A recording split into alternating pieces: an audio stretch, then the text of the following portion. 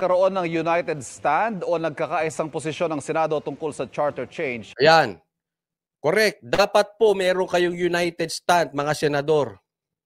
Magkakaisa kayo laban o kontra sa dito sa charter change na yon. Isa kayo, bakit? In my opinion, ginagawa kayong tanga ng Kongreso. In my opinion, ginagawa kayong salingkit. In my opinion, tatanggalin kayo. Yan po ang nakapaloob dyan. Ha? Sila na magdi-decide. Bakit? Kasi ang botohan isahan lang. 24 lang kayo. Sa madaling salita, matatanggal kayo. Kayo tatamaan dyan. Bukod sa mga taong bayan, kayo mga senador ang katamaan dyan. Kaya pag hindi kayo nagbantay, para sa akin, wala kayong kwenta.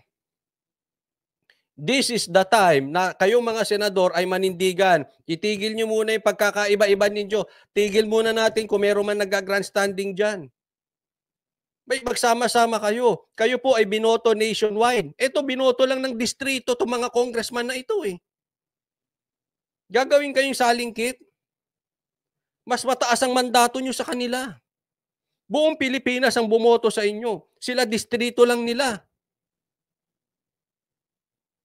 Di ba? Parang kulto. Ano ba kulto? Yung mga iilan-ilan na naniniwala. Bagamat maraming naniwala sa kanila, pero kumpara sa inyong mga senador, malayo. Dapat manindigan kayo dyan. Huwag kayong tanga-tanga. Pasensya po ha. Huwag kayong tutulog-tulog dyan. Bantayan nyo kung sino yung mga yung mga senador dyan. At dapat banatan nyo sa media. Yung mga senador na patagong sumusuporta niya. Hindi pwedeng wala. Kasi ito eh. Itong tamba na to, may mga kasamahan din yan sa Senado. Ayoko palang pangalanan ngayon eh. Pero alam ko mga partido kung sino mga nakapihit dyan eh. Pero wag muna. Antayin muna natin gumalaw sila. Kasi baka naman, hindi naman porket kapartido, pwede naman siyang kumontra eh. No, kaya kailangan yung mga kapartido dito ni Tamba dito sa Senado, binabantayan din natin ha. Kasi, of course, kapartido yan, gagapangin yan. Tingnan natin kung nagpapagapang. Di ba? May ganun eh. O talagang kokontra. Mahahalata mo naman eh, di ba? Kung ang isang tao nagpapagapang, ay, gapangin mo ko. Or ayoko niyan. Tapos. Kaya bilib ako dito kay Senator Tolentino eh. Ayon kay Senador Francis Tolentino, umaasa siyang mas maupuan ng Senado ang usaping ito sa pagbubukas ng kanilang sesyon sa January 22. Dito Miyerkules Alam mo, kaya ako atat na sa January 22, dito na magbabalikan eh. Dito na magbabalikan yung kampo ni Tamba, dito na magbabalikan yung Senado. At sigurado, hindi din nila type yung nangyari kay PRRD na napawalang sala laban dito sa kabalbalan nitong si Franz Castro. Hindi nila talaga tatantanan si PRRD, hindi nila talaga tatantanan si Sara. Lahat po ng paraan. Tandaan nyo po, nakikita nyo naman. Kahit si Senator Amy na kapatid mismo ni Marcos sinasabi, may ambisyon yan si Tamba maging presidente, wag na nating paikot-ikutin. Galing mismo sa kanila, galing mismo sa magkakamag-anak.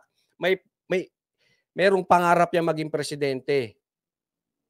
Kaya nga, nung nakikita siguro nila na ayaw lumusot yung kanilang paninira sa mga Duterte, meron din silang ibang plano. People's Initiative. Pero para sa akin, mas mabigat yan kaysa paninira sa Duterte. Kasi yung Duterte, kahit sirain mo, yung kanilang katibayan, yung kanilang resibo, yung kanilang nagawa sa Davao, yung nagawa ni Duterte, ni PRRD dito sa bayan, kahit dumaan tayo sa COVID, ay malaking ebidensya. So kahit anong paninira nila sa Duterte, yung tao na matatalino, titingin sa mga nagawa ni PRRD. Pero itong People's Initiative, mas delikado. Dahil pwedeng iupo si Tamba ng Kongreso bilang Prime Minister. At alam natin napakalakas ni Tamba sa mga Kongreso, sa congressman. And I'm very sure, pag nangyari napalitan tayo ng parliamentary, sisiguraduhin ko sa inyo si Tamba magiging Senate President. Yun ang mas delikado. Bukod dun sa paninira sa mga Duterte. Kasi doon wala tayong magagawa. Yung paninira sa Duterte, meron tayong magagawa. Marunong mag-isip ang taong bayan. Pero, pag naging prime minister yan, wala na tayong magagawa. O, ano magagawa natin ngayon? Ngayon tayo kailangan kumilos. Ah? Kaya ako patuloy ang warning ko dito, hindi tayo pwedeng magtatanga-tanga rito. Pasensya po pero ito binabantayan, wag na po tayong yung papaloko diyan. Alam mo sisingitan nila 'yan. Oh, bukas makalawa, magpapaputok sila ng ibang balita. Mawawala na naman ang isip natin dito. Next week, January 22, balikan na sila. Hindi natin alam kung anong taktika, dapat matinang tayo. Alam natin yung galawan nila. Kasi kung hindi natin alam, malilin lang tayo at isa sa babantayan natin, malilipat tayo ng balita. Pag nalipat tayo ng balita, lumulusot na itong People's Initiative. Tapos tayo, magugulat tayo, tapos na. Gaya ng pagpasa nila ng mga budget. Gaya dyan sa Maharlika funds na yan. Ingat po. Number 1 na kalaban natin, ibang balita. Papasabugin nila. Mawawala na naman tayo sa usaping pinaka-importante. Kaya dapat ang Pilipino mahilig mag-isip na teka muna, ano ba yung pangunahing problema ng Pilipino sa ngayon? Ano yung immediate problem natin? Doon tayo focus. Kasi ilang beses nyo nang napanood sa replay, nawawala tayo sa main topic, nawawala tayo sa main problem. Bakit? Iniiba ng balita. Taktika, diversion nila yon para wag pag-usapan. Para tayo ay mag-relax. Pag ikaw nag-relax dyan, finish ka na. Finish tayo. Tama, open the book, nawala na. Pansin nyo? Yung open the book, pinalitan nila ng ibang balita. Mag-iingat po tayo mga sir, mga ma'am. Kasi alam natin minsan masarap ang mga balitang pangchismisan. Pero tingnan muna natin, wala ba itong connection sa pang-araw-araw na pagkain? Pag-araw-araw na presyo? Etong People's Initiative, kahit sabihin ninyo wala tong pakialam sa pagkain natin, hindi po, napakalaking epekto niyan. Ang Prime Minister hindi kayang palitan, basta-basta. Pwede mag-stay yan 10 years, 20 years, 30 years. At kung kurakot yan ngayon, kurakot yan forever. Mag-iingat po, wala po akong pinagbibintangan. Pero napakadelikado ng Prime Minister. At yan ay may long-term na epekto sa hapagkainan natin, sa pang-araw-araw na pagkain natin. Dahil kaya ang Pilipinas hindi umangat-angat dahil sa mga pesteng mga kurakot. Tandaan nyo, 1980s, ang Pilipinas sa mayaman sa Asia. Ngayon, yung mga pinagtatawanan nating maliliit na bansa sa Asia, iniiwan na tayo sa kangkungan. Pati nga sa basketball, wala nang mangyari sa atin . Bakit? Hindi tayo nakarecover . Hirap ang Pilipinas. Bakit? Sa mga loko-lokong mga politiko. Kinain tayo . Malaking parte dyan yung dilawan . Silang tagal nilang nakaupo, wala namang nangyari. Kaya asara-asara ko dyan sa mga dilawan na yan . Hindi tayo nakaangat. Nung panahon nila, iniwan tayo ng mga bansang malalaki. Imulat po natin mata nyo. Magalit na kayo kung magagalit sa akin. Kayo mga dilawan, pasensya na po. Totoo naman. Kailan ba tayo naiwan ng mga bansa sa Asia? Nung panahon nyo, mga dilawan. Animal kayo. Tapos ngayon, ang lalakas ng loob nyo. Inayos na nga ni Duterte tong bansa. Kayo pa yung madakdak dyan. Kayo pa ang bida-bida ngayon. Kayo pa galit kay Duterte. Animal kayo talaga. Anong nangyari? Nung naupo kayo, sabi nyo, palpak si Marcos, pinalitan nyo. Palpak, mas palpak pa nga kayo, pare-parehas kayong palpak.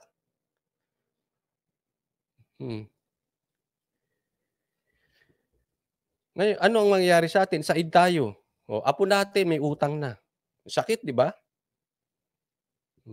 Bakit? Tandaan niyo po, maling desisyon eh. Maling desisyon din natin. Ha?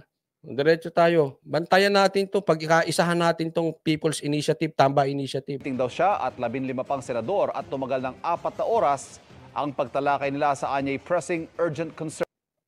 Maraming salamat po sa stars. Rasi, Teresia, thank you po.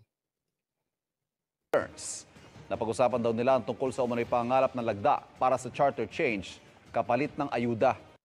Oh. Sabi- Kapalit ng ayuda, DSWD ulit. O, ano? Yung sinasabi natin eh. Kailangan gumalaw sila. Pati senador nagsasalita na. Pinaman ni Senate Majority Leader Joel Villanueva, united o nagkakaisang Senado tungkol sa Chacha. Pero Well, calling again the senators. It's about time. Hindi na kayo pwede magpatumpik-tumpik. Ha? Meron naman kayong intelligence eh. Pangalanan nyo. Tutulungan ng taong bayan kayo. Tatandaan po natin. Ha? 2025, may midterm election.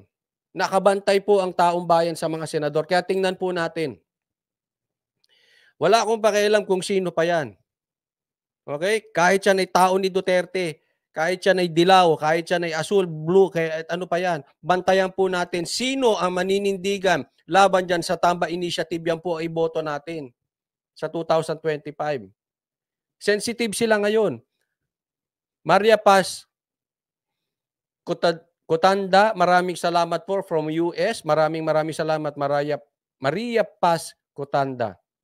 Thank you sa pag-sponsor at sa pagkusang loob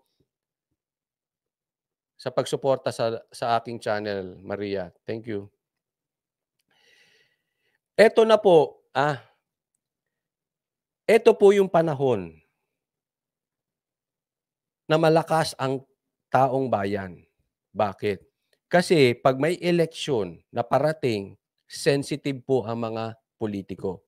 Huwag niyo pong aalisin sa isipan niyo yan. Ang kapangyarihan pong malakas sa atin ay before the election. Before the election, malakas. After the election, para na tayong tanga sa paningin nila. At huwag niyong kakalimutan yan. Masakit man, pero katotohanan. Pinakamalakas tayo bago mag-eleksyon. At after the election, wala nang pakialam sa atin yan. Magnanakaw na po ang tarantadong trapo.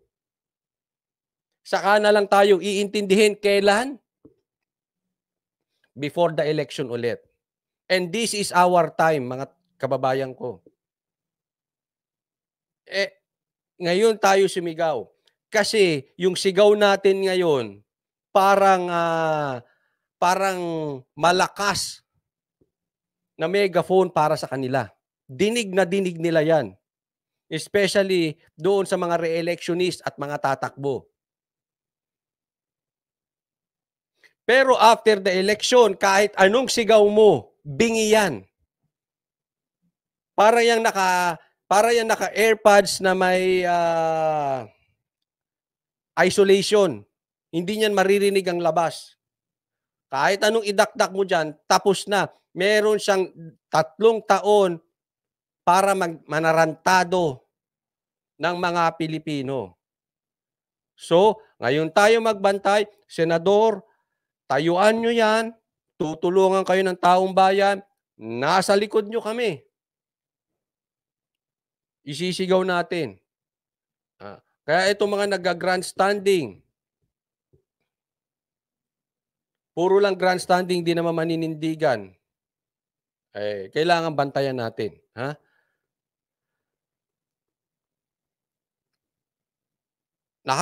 Nakakatuwa din. Ako'y natutuwa dahil naninindigan na itong mga senador. Pero kung, again, hanggang salita lang yan, wala pong kwenta yan.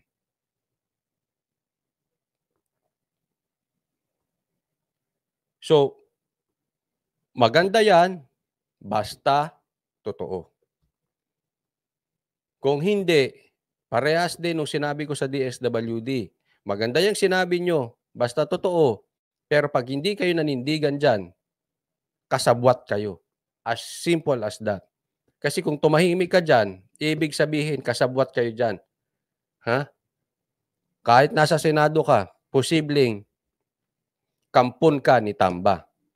Mag-iingat po tayo sa mga kampon ni Tamba.